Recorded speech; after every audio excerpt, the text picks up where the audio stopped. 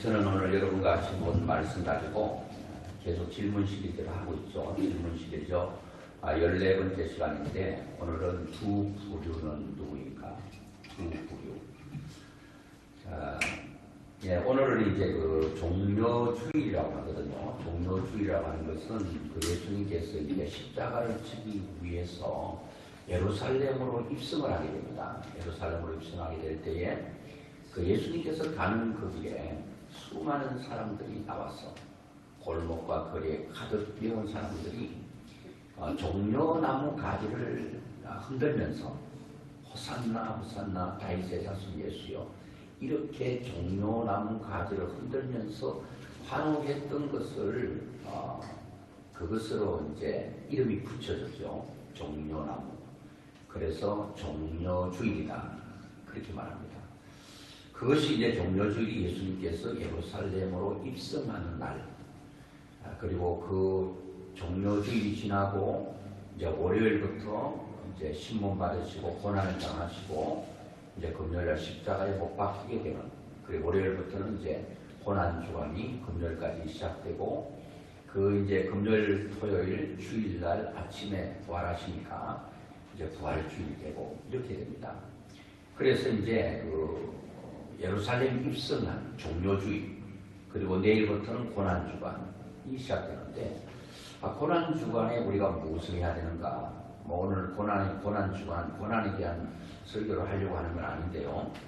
고난주간에 주님께서 고난당하셨던 것은 인류를 구원하기 위함이거든요. 그 영혼을 건지기 위함입니다. 그래서 우리 고난주간에 금식하고 다 좋아요. 또 작정해서 기도하는 것 좋습니다. 해야죠. 그런데 이 고난주간에 가장 우리가 해야 될 것은 주님께서 고난당한 그 이유, 그 목적이 뭔가? 영혼 구원이거든요. 그래서 우리가 부활절을 앞에 두고 이 고난주간에 열심히 전도 대상자를 위해서 좀 그들에게 복음을 전할 수 있는 그런 기회가 됐으면 좋겠다, 그런 생각이 듭니다. 그래서 2000년 전 예수님 당시죠. 갈릴리 분봉왕이라고 하는 헤롯 안디바의 잘못을 지적했던 사람이 있는데, 그게 바로 세례 요한입니다. 그 세례 요한이 그 분봉왕 헤롯 안디바의 잘못을 지적함으로 말미암아 책망을 했다가 감옥에 갇히게 됩니다. 그래서 이 세례 요한은 그 감옥에서 예수님께서 하신 일을 듣고 제자들을 예수님께 보냅니다. 자기 제자들이죠. 세례 요한의 제자들입니다. 마태복음 11장 3절에 보니까 예수께 여짜오되 오실 그이가 당신이 오니까 우리가 다른 일을 기다려오리까. 그 예수님을 향한 세례 요한이 이 질문은, 그 예수님 언제 오시는가? 우리가 기다리고 있던 그분이 당신입니까? 이런 말이죠. 구약의 유대인들이 그렇게 기다리고 사모했던 메시아, 그분이 당신입니까? 이렇게 지금 얘기하는 것을 봐서 이것은 세례 요한의 마음뿐만 아니라 그 이스라엘 민족, 구약의 예언된 메시아를 기다렸던 것은 이스라엘 백성들이 그렇게도 원했던 분입니다. 그 메시아가 오면 이스라엘 백성들이 그 로마의 압제하에서 구원해 주실 것이라고 하는 간절한 기대와 소망을 가지고 있었거든요. 그래야 그들은 예수께서 오셔서 하나님 나라의 도래를 선포하고 많은 이적을 베풀었죠. 예수님께서 가는 곳마다 병자를 치유하고, 그리고 귀신을 쫓아내고, 배고픈 자를 배를 불리고, 그리고 죽은 자를 살리고, 이런 엄청난 일들을 하니까 그 사람들은 아는 거예요. 야, 이분이 대단한 분이구나. 구약에 예언된 그 메시아, 다윗의 나라의 재건이라는 자기들의 기대와 소원을 그 한순간에 이룰 수 있는 분이 예수님이구나, 이렇게 생각을 한 거죠. 심지어는 제자들까지도 그분이 이스라엘을 다스릴 왕으로 등극할 걸 알았습니다. 그래서 요한과 야고보의 어머니는 예수님께서 이 땅에서 한자리 하면 우리 두 아들이 있는데 하나들은 오른쪽에 하나들은 왼쪽에 세워서 예수님 때문에 이 땅에서 영화를 좀 누리게 해주십시오. 영광을 좀 받게 해주십시오. 이렇게 이 어머니가 치맛바람을 날리면서 예수님께 두 아들을 청구하는 내용들을 보게 됩니다. 그러면 그 제자들은 이건 아닌데 했다면 그들은 괜찮았을 텐데 이 제자들도 덩달아 야고보 또 요한의 어머니 두 아들이 양쪽 다 앉았던 우리는 어떻게 됩니까? 우리 자리는 어디입니까? 이 자리 싸움으로 이게 분란이 일어나는 뭔가 잘못 알고 있고 잘못돼 가고 있는 그런 내용들을 우리는 보게 됩니다. 마치 예수님은 승리의 개선가를 울리고 엄청난 일들을 할 것으로 생각을 했습니다. 그것도 그럴 것이 예수님 가는 곳마다 놀라운 역사를 일으키니까 대단했지 않습니까? 그래서 예수를 따르는 무리들은 거침없이 이곳저곳에서 오늘 본문에도 말하잖아요. 9절에 마태복음 21장 9절에 보니까 앞서서 가고 뒤에서 따르는 무리가 소리 높여 이르되 호산나 다윗의 자손이여 찬송하리로다. 주의 이름으로 오시는 이여 가장 높은 곳에서 호산나 하더라고 외쳐댑니다. 이스라엘 백성들은 오랫동안 로마의 학정 아래 실험하던 이스라엘 백성들은 마침내 이제 나귀를 타고 당당하게 예루살렘으로 입성하시자 조국의 자유해방을 눈에 보고 있는 듯 너무 감격하고 흥분에 차서 어쩔 줄 몰라고 있는 것입니다. 그러자 정작 나귀를 타고 입성하시는 예수님의 행렬은 그들이 원하는 행렬이 아니었습니다. 로마의 학정에서 건져내고 자기들을 이 땅에서 엄청난 아름다운 나라를 선물해 줄 것이라고 하는 그런 것이 아니었죠. 예수님의 예루살렘 입성은 십자가에서 죽으시기 위한 행렬이었거든요.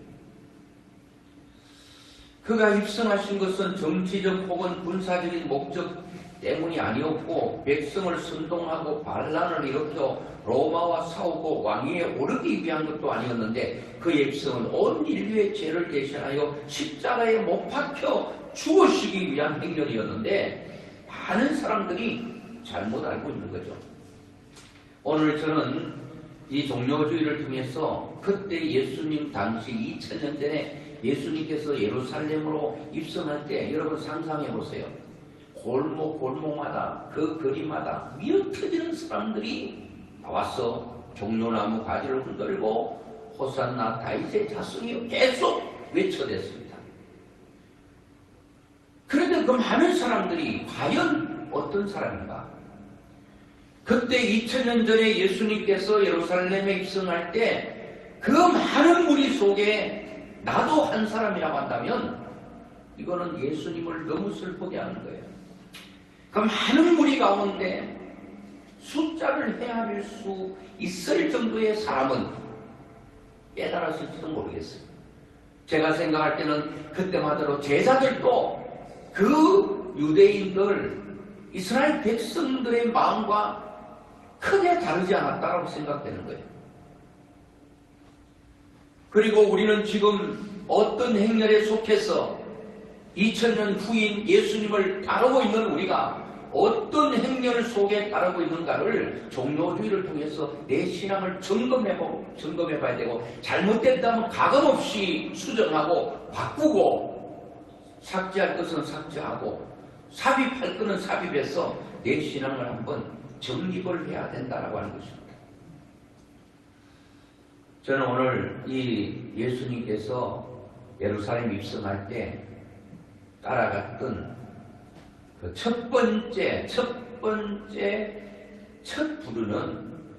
부류는 그 첫 행렬은 자기들의 꿈을 위한 행렬이었습니다. 예수님과는 아무 상관없습니다. 예수님으로 말미암아 자기의 꿈과 자기의 소원과 자기의 어떤 이득을 위해서 따라갔던 행렬입니다. 즉 말하면 내 뜻 이루려고. 예수님을 통해서 내 뜻 한번 이루어 보려고 하는 그런 부류들이라는 겁니다. 그런 행렬이라는 겁니다. 그들의 행렬의 길이 바로 그렇게 수없는 사람들이 예수님을 따라간 거예요. 누구를 위한 거예요? 예수는 누구를 위해 따라갔죠? 나를 위해 따라갔다. 쉽게 말하면 예수님의 그 능력을 힘입어서 내 뜻을 한번 이루면 살아보자.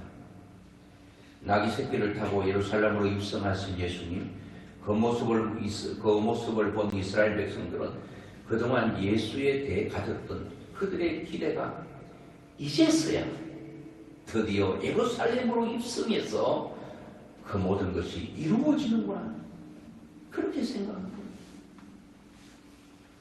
착각입니다. 착각입니다. 그들은 영광스러운 다윗의 나라의 재건의 때가 도래했음을 그들은 이때가 바로 그날인 줄 알았습니다. 그들은 하나 둘씩 예수님의 행렬에 모여들고 합류했으니 사람들은 점점 예수님의 가는 길에 더 많아집니다. 지금도 뭐 인기 있는 사람이 가면 사람들이 순식간에 모이잖아요. 공항이든 어디든지 모여서 막 그 사람들의 이름을 부르면서 환호를 해요.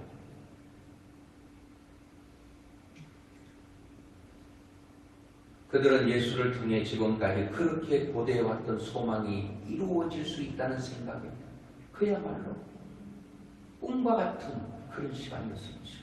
그렇게 생각하니까 가슴은 터질 것만 같고 마음은 흥분돼서 모두가 그냥 제정신이 아니에요. 그런 속에서 그들은 너나 할 것 없이 앞서거니 뒤서거니 하면서 종로나무 가지를 흔들어대면서 호산나 다윗의 자손이요, 이걸 외쳤어요. 호산나 다윗의 자손이요. 이 호산나라고 하는 것이 성경에 나오는데 호산나는 구하오니 구하소서 이런 말이거든요. 구하오니 구하소서. 예수님 당신이 우리 그 이스라엘 백성들을 애국 그 로마의 학정 안에서 구하소서. 우리가 구하오니 구하소서. 그게 호산나예요. 호산나, 호산나는 것은 우리가 지금 구하고 있습니다. 뭘 구해요? 바로 로마 학정하에 있는 고통 가운데 있는 우리 민족을 구해달라, 그런 말이에요. 그거예요. 예수님이 이 땅에 오신 것은 이 땅에 파라다이스, 천국을 건설하기 오신 게 아니에요. 그렇다고 해서 예수님께서 오신 것은 하늘나라만을 위한 건 아닙니다. 분명히 예수 믿으면 하나님 안에서 주시는 축복이 너무너무 크고 놀랍습니다. 그거는 하늘나라에 비하면 10분의 1도 안 되는 겁니다. 그렇지만 우리에게는 우리가 생각하는, 예수님께서 생각하는 하늘나라와 이 땅에 비교하면 우리가 구하는 것은 10도 안 돼요. 1도 안 될 수도 있습니다. 그런데 우리는 마치 99가 이 땅에서 우리가 원하는 게 이루어져야 천국이 되는 줄로 착각하고 있다는 거예요. 호산나 다윗의 자손이요. 호산나, 호산나, 호산나. 우리가 구합니다. 우리를 구원해 주세요. 이거거든요. 우리도 하나님 앞에 이스라엘 백성들처럼 하나님의 뜻과 상관없이, 예수님의 뜻과 상관없이 호산나를 외치고 있지 않는가를 생각해 봐야 된다는 거예요. 뭐래요? 구하오니 구하소서. 건강을 구하오니 건강 주세요. 물질을 구하오니 물질 주세요.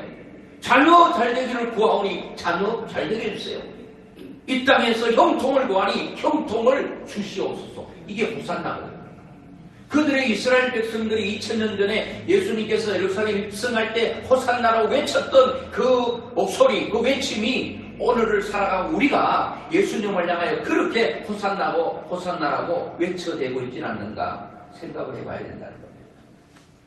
그리고 다윗의 자손이라고 그렇게 말했습니다. 호산나 다윗의 자손. 이것은 구약의 다윗의 자손으로 올 메시아를 나타내는 말입니다. 구하오니 구하소서. 당신은 다윗의 자손입니다. 메시아입니다. 우리를 구할 수 있습니다. 로마의 합정에서 우리를 구할 수 있습니다. 우리의 고통스러운 그 모든 환경을 다 쓰레기처럼 치워버리고 새롭게 만들 수 있습니다. 좋죠. 그런데 구약에 예언된 메시아를 그들은 정치적 메시아로 오해하고 있던 그들은 예수님을 통해서 자신들의 지난날의 억울함과 그리고 원통함을 해소할 수 있기를 원했습니다. 야, 예수님이면 되는 건 참 좋은 겁니다. 실제로 예수님이면 됩니다. 그런데 이게 참 이 잘못된 것은 예수님을 그렇게만 보고 있는 거예요. 예수님이 원하는 것은 안중에도 없어요. 1도 없어요. 요즘 사람들 말로 하면 1도 없어요. 그들은 메시아인 그분이 신적인 권능으로 로마를 무찌르고 승리할 것으로 기대했습니다. 호산나 다윗의 자손. 예수를 따라가면서 목청이 터지려고 외쳤던 한마디, 호산나 다윗의 자손이여. 종려는 뭐 가져가지고, 야, 생각해보세요. 그 많은 사람들이 밀려나와요. 야, 그 광경이 참 행렬이 볼만했을 것입니다. 이 행렬은 예수님을 위한 행렬이 아니고 자신들의 꿈을 위한 행렬이었습니다. 예수님을 위한 행렬이 아니라 나를 위한 행렬이라는 겁니다. 다른 게 아니에요. 십자가 고난을 위한 행렬이 아니라 영광을 위한 행렬이었고, 평화를 위한 행렬이 아니라 전쟁을 위한 행렬이었고, 섬김을 위한 행렬이 아니라 지배를 위한 행렬이었다고 하는 잘못된 오늘날에도 예수님을 믿어도 예수님으로 말미암아 이런 행렬들이 수없는 사람들이 밀리는 가운데 지금 또 가고 있다.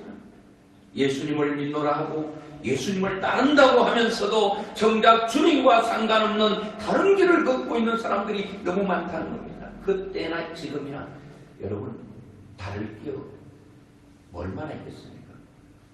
우리는 예수님을 위해 일한다고 하면서도 예수님의 뜻을 따라 행하지 않는 사람들이 너무 많고, 화평케 하는 자의 사명을 감당하기 위해 섬기며 고난을 당해야 함에도 불구하고 오직 자기의 야망과 꿈과 영광과 자기를 위해 살아가는 사람들이 너무 많다는 겁니다.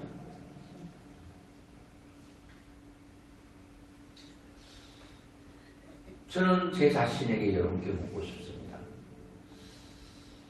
여러분과 저는 혹시 그 예수님과 상관없이 그 많은 무리가 호산나 다윗의 자손이 하며 외쳤던 그 무리 중에 한 사람은 아니든지 생각해 봐야 되지 않겠습니까? 내가 그 사람일 수 있다는 것. 이거는 너무 심각한 문제라고 하는 것입니다. 저는 또 한 부류의 삶을 말하려고 합니다. 내가 만약에 그 예수님과 상관없이 자기의 야망과 욕망을 이루기 위해서, 자기의 꿈을 이루기 위해서, 자기의 소원을 이루기 위해서 따라다녔던 그 한 사람이라면 나는 어떻게 살 것인가? 자신에게 이 종료주일 아침에 우리는 진지하게 내 자신에게 물어봐야 됩니다. 과연 주님이 원하는 삶을 살아가고 있고 앞으로도 살 것인가에 대한 물음말입니다. 그 두 번째 한 부류는, 한 행렬은 자기를 희생하며 인류를 구원하기 위한 행렬이었다. 예수님을 선두로 해서 예수님의 그 또 한 부류는 예수님께서 가셨던 그 구원의 길을 향하여 예수님의 뜻을 이루고 하나님의 뜻을 이루기 위한 행렬이 무리와 다르게 아주 소수의 사람 따라갔습니다. 그 길이 또 있었습니다. 예수님의 길을 따라가는 길, 자신의 뜻이 아닌 하나님의 뜻을 이루며 사는 삶, 그런 삶을 살아가는 사람들이 있다는 겁니다. 주님은 이 종료 주일에 우리가 내 뜻을 포기하고 주님의 뜻을 따르는 삶이 되기를 소원하고 계신다. 이 분명한 사실. 예수님은 나귀를 타고 사람들이 자기 입고 있던 겉옷을 예수님이 타고 가는 나귀 앞에 다 놓으면서 자기의 가장 귀한 것을 드렸지 않겠어. 옷을 나귀가 밟고 지나가니까 다 깔았어요. 지나가게 했어요. 예수님은 아셨죠.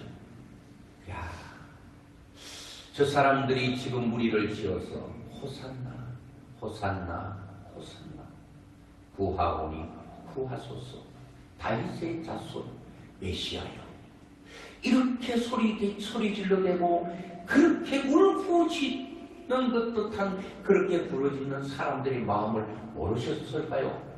다 아셨어요. 그들은 예수님의 입성을 환호했지만, 박수치고 예수님 예수님 했지만 겉으로 말하는 그들의 속에는 그게 아니었음을 알고 있어서 그들의 환호 소리가 기쁘지가 않았습니다. 소리가 크면 클수록 예수님의 고통은 더해갔습니다. 이들이 조금 후에 어떻게 저들이 변해질 것을 아셨거든요. 자, 여기는 무리라는 말을 많이 쓰고 있습니다. 마태복음 21장 오늘 본문 8절부터 보면 무리의 대다수는, 무리라는 말이 나오죠. 그들의 겉옷을 길에 펴고 다른 이들은 나뭇가지를 베어 길에 펴고 앞에서 가고 뒤에서 따르는 무리가 소리 높여 이르되 뭐라고요? 호산나 다윗의 자손이요 찬송하리로다. 좋잖아요. 찬송하리로다. 그분을 높인다 그런 얘기예요. 주의 이름으로 오시는 이여 가장 높은 곳에서 호산나더라. 당신은 가장 높은 곳에서 찬양을 받으셔야 될 분이다. 이렇게 말을 하고 있어요. 그런데 그들의 속에는 뭡니까? 당신으로 인하여 내가 한번 팔짱 한번 펴봐야 되겠습니다. 그 어디서 나타나는가 하면 바로 나타납니다. 예수께서 예루살렘에 들어가시니 온 성이 소동하여 이르되 이는 누구냐 하거늘 무리가 이르되 갈릴리 나사렛에서 나온 선지자 예수라 하니라. 이렇게 소리를 지르며 환호했던 사람들이 오랜 시간이 흐르기도 전에 이렇게 변합니다. 요한복음 19장 13절에 보니까 빌라도가 이 말을 듣고 예수를 끌고 나가서 돌을 깐 뜰에 있는 재판석에 앉아있더라. 자, 빌라도가 예수님을 재판합니다. 이날은 6월절의 준비일이요 때는 제6시라. 빌라도가 유대인들에게 이르되 보라 너희 왕이로다. 조금 전에 호산나 다윗의 자손이 하면서 가장 높은 곳에서 찬양을 받으셔야 될 뿐이라고 외쳤던 조금 전에 일주일도 안 됐어요. 그 사람들이 뭐라고 말하는지 아세요? 그들이 소리 지르되 없이 하소서, 없이 하소서, 그를 십자가에 못 박게 하소서, 그렇게 외칩니다. 이 사람들이 누구예요? 그때 예루살렘으로 입성할 때 호산나 다윗의 자손이요 지극히 높은 곳에서 찬송을 받으셔야 될 분, 그분 나사렛 예수, 그분을 외쳤던 그 사람들입니다. 그 사람들이 뭐라고 말합니까? 없애버려라. 없애버려라. 그를 십자가에 못 박아버려라. 죽여버려라. 빌라도가 이르되 내가 너희 왕을 십자가에 못 박으랴. 대제사장들이 대답하되 가이사 외에는 우리에게 왕이 없다 하나이다니 이에 예수를 십자가에 못 박도록 그들에게 넘겨줍니다.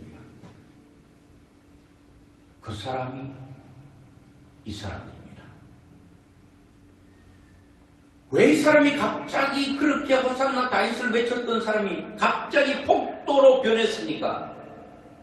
왜 폭도로 변했습니까? 왜 폭동을 일으키고 폭동에 가담하고 있습니까? 간단하죠. 이 예수는 자기와 민족을 구원해서 이 나라를 세우고 자기들에게 엄청난 축복을 줄 알았거든요. 그런데 십자가에서 죽는다? 다 틀렸구나. 예수니 뭐니 메시아니 뭐니 다 필요 없다. 십자가에 못 박아 죽여라. 이렇게 나오는 거예요. 오늘 우리들도 그럴 수 있습니다. 예수님이 나의 모든 삶을 윤택할 줄 알았습니다. 우리가 예수를 전할 때에, 전도할 때 그렇게 말합니다. 그것도 맞는 말이에요. 예수 믿으면 건강해질 수 있습니다. 하나님 고쳐주면 되죠. 잘 살 수 있습니다. 하나님께서 모든 부와 귀와 하나님의 손에 있으니 가능합니다. 그리고 내 자녀 잘 되는 건 맞아요. 그런데 문제는 뭔가 하면 이것이 처음 예수 믿을 때는 그런 것으로 왔습니다. 내가 병약한 몸으로 주님께 와서 고침 받고 난 후에 그것으로 끝나는 게 아니라 그것으로 말미암아 그것보다 더 중요한 내 영혼이 치료되고 하나님 백성 되는 그것을 하늘나라를 우리가 소유하게 될 때에 그것이 정상인 것입니다. 그런데 10년을 믿고 20년을 믿어도 여전히 세상 것에 파묻혀 세상 것이 전부인 줄 알고 있다면 주님께 가슴 아프게 하고 참속 너무나도 힘들게 하는 거죠. 십자가에 못 박는 거죠. 변해야 된다. 처음에는 그래도 이제는 90% 이 세상에 마음을 두고 있던 사람이 점점 하나님께로 그 퍼센트가 달라지고 새로워져야 된다는 겁니다. 이제는 어느 정도 믿으면 세상 것이 필요 없다가 아니고 세상 것보다도 하늘나라의 영광스러움에 우리는 도취되고 그의 감격과 감사 속에서 하루하루를 감사 속에서 하나님께 영광 돌리며 살아야 되는데 여전히 우리는 하늘나라에 관심이 없습니다. 그런 예수를 믿고 있다면 그분이 나에게 뭔가 해준 게 없다고 생각하면 우리도 예수 믿을 소용없네 이런 말이 나오는 것입니다. 뭐 어떤 형제는 뭐 그러더라고요. 우리 교회 형제는 아닌데 내가 뭐 교회 다녀도 예수 믿어도 장가를 보내줬어요. 병을 고쳐줬어요. 교회에 나갈 필요가 뭐가 있냐고 이렇게 얘기하더라니까. 아, 예수님 우리 병 고쳐주러 왔습니까? 뭐 안 고치는 건 아니에요.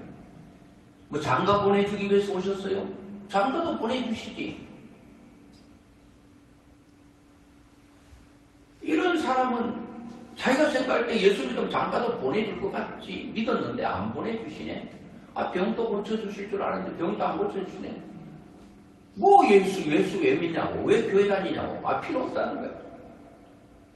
이런 사람이 한두 사람이 아닙니다. 주님의 뜻을 따르는 삶은 결코 쉽지 않습니다.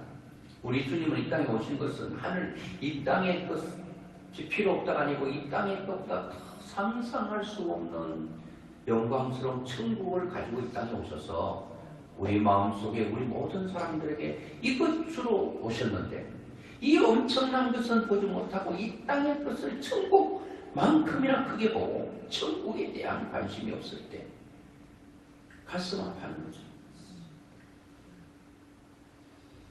여러분들은 어떤 행렬에 지금 가고 있습니까? 이스라엘 백성들의 무리 속에 한 사람입니까? 아니면 참 드물지만 하나님의 뜻을 이루어보려고 내 삶과 내 모든 마음을 포기하고 힘들어도 따라가는 길입니다.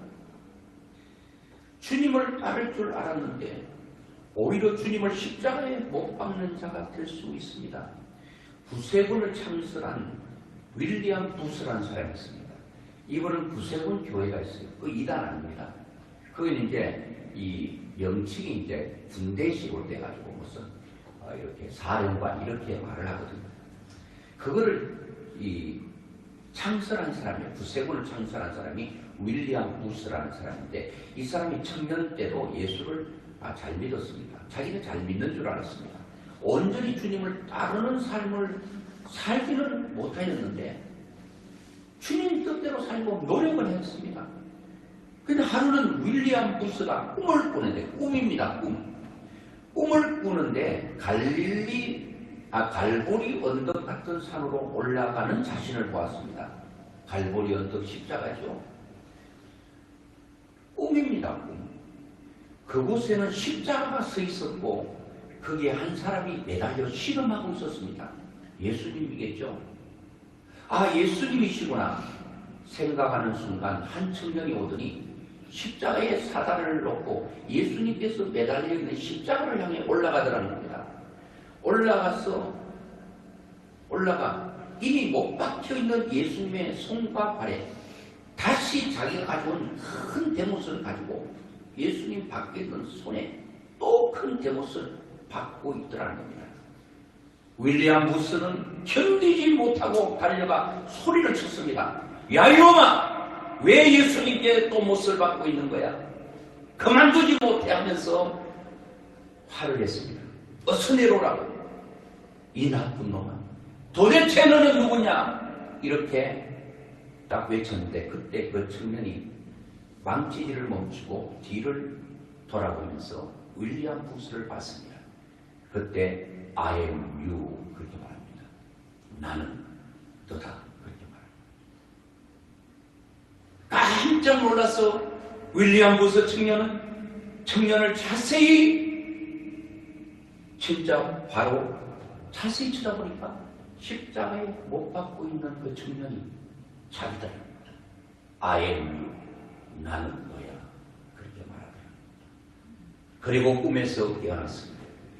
기절할 일이었습니다. 윌리엄 부스가 자신의 삶을 돌이켜보니 수많은 죄를 지었고 살아온 자신을 보게 되고 다른 사람이 모르는 은밀한 죄로 생각납니다. 아, 내가 정말 예수님을 십자가에 또 봐도 십자가에 못 박고 또 못 박고 사는 삶이었구나.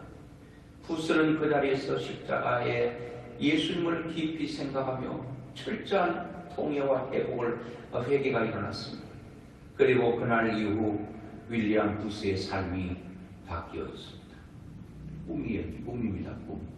그런데 윌리엄 부스는 그 꿈을 꾸고 마음이 바뀌었습니다.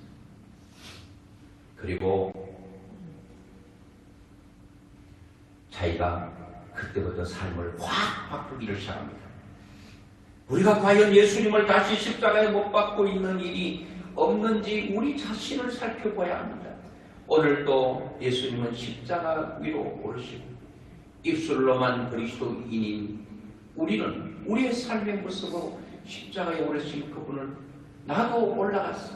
윌리엄 부스처럼 또다시 박힌 손자국에 못을 받고 박힌 옷자국에 또 못을 받고 이미 바다 흐르는 그 옆구리에 또 창을 찌르는 그런 삶을 살 수 있다는 겁니다. 그리스도인은 자신의 발을 십자가에, 손을 십자가에, 자신의 귀를 십자가에, 눈을 십자가에, 입을 십자가에, 마음을 십자가에 못 박아 버려야 된다는 겁니다. 바울은 그런 것을 표현해서 갈라디아 2장 20절에 내가 그리스도와 함께 십자가에 못 박혔다. 나의 모든 내 사람을 십자가에 못 박혔다. 과거와 지금은 내가 십자가에 못 박아버렸어. 내 손과 발, 내 눈과 귀, 입과 내 모든 마음을 십자가에 뜻은 못 박아버리고 현재와 앞으로 미래는 하나님을 위해서 사는 삶, 이것이 또 다른 예수 그리스도를 따르는 삶인 줄 알고 바울도 그렇게 했고 윌리엄 부스도 그랬고 우리도 그렇게 해야 된다는 겁니다. 나를 통해 예수 그리스도의 사랑이 나타나야 또 나타내야 합니다. 십자가는 예수님에게 있어서 실제적인 고난이었고 실제적인 죽음이었습니다. 그러므로 참 그리스도인이 되려면 실제적인 십자가의 고난과 죽음을 외면할 수는 없는 것입니다. 그걸 경험해야 돼요. 내 자신을 죽일 때 십자가에 못 박히는 고통을 느끼는 그래야 죽는 거예요. 그런데 내 혈기, 내 감정 하나 못 죽입니다. 남을 미워하는 미움 하나 못 죽입니다. 아프지가 않아요. 그거를 십자가에 못 박을 때 그 고통과 아픔을 십제라고 하는 것입니다. 여러분 내 손에 못이 들어오는데 이게 여러분 상상하면 안 아파요. 물론 상상해서 아픔을 느낄 수도 있지만 이거 실제여야 합니다. 실제여야 합니다. 나는 당신과 욕정이 십자가에 못 박혔어. 아직까지 몸부림치고 있지는 않아.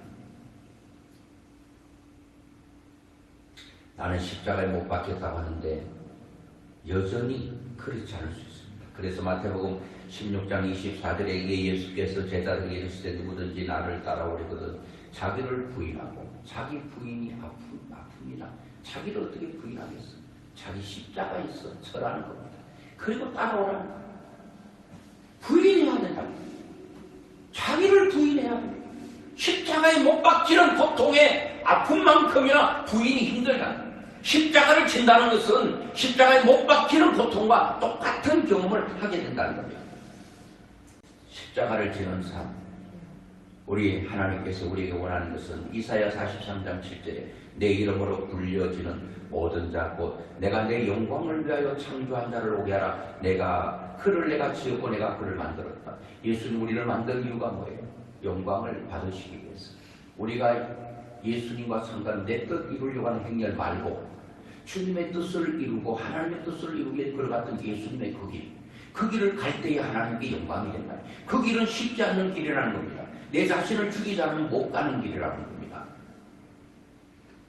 오늘도 하나님은 자신의 뜻을 알고 자신의 뜻, 하나님의 뜻을 알고 사는 한 사람을 찾고 있습니다. 한 사람을 찾고 있습니다. 그 한 사람이 여러분과 저가 되기를 원하는 것입니다. 지금 찾고 있어요. 스코틀랜드의 존 낙스라고 하는 사람이 있는데 종교 개혁의 선구자 중에 한 사람이죠. 당시 메리 여왕은 열심히 있는 가톨릭 신자였는데 그 여왕은 스코틀랜드의 모든 개신교 신자들 다 죽이라는 명령을 내렸어요. 여왕이 명령을 내리는 날 밤 존 낙스는 자기 서재에 들어가서 피를 토하는 마음으로 아주 간절하게 이런 기도를 했습니다. 하나님이여 저에게 스코틀랜드를 나에게 주십시오. 그렇지 않다면 저를 죽여주십시오. 나에게 스코틀랜드를 주십시오. 그렇지 않으면 죽여주십시오. 그는 죽기 살기로 계속 기도했습니다. 그런데 얼마 있지 않아 기독교인들을 그에게 그렇게 죽이려고 했던 메리 여왕이 중병으로 이제 죽고 갑니다. 메리 여왕은 죽기 전에 유명한 말 한마디를 남겼는데 한 사람인 존 낙스의 기도가 100만 대군보다 무섭다. 그렇게 고백을 했어요. 결국 그때 존 낙스 한 사람의 기도가 스코틀랜드의 많은 기독교를 살린 거예요. 오늘 또 주님은 많은 사람보다 한 사람을 찾고 있습니다. 주의 뜻을 따르고 하나님께 영광을 돌리는 그 한 사람을 찾고 있다는 겁니다. 그 한 사람이 여러분과 제가 돼야 되지 않겠습니까? 여러분 우리는 그 일제시대 때 그 암흑기 있을 때 도산한 창호 선생님이 이런 말을 했습니다. 지도자가 없는가 사람들이 막 외치잖아요. 우리나라는 지도자가 없어. 그때에 안창호 선생님이 이렇게 말했습니다. 지도자를 찾지 말라. 너희들 스스로가 지도자가 되라. 내가 하면 되지 않겠느냐? 네가 지도자 되면 되지 않겠는가?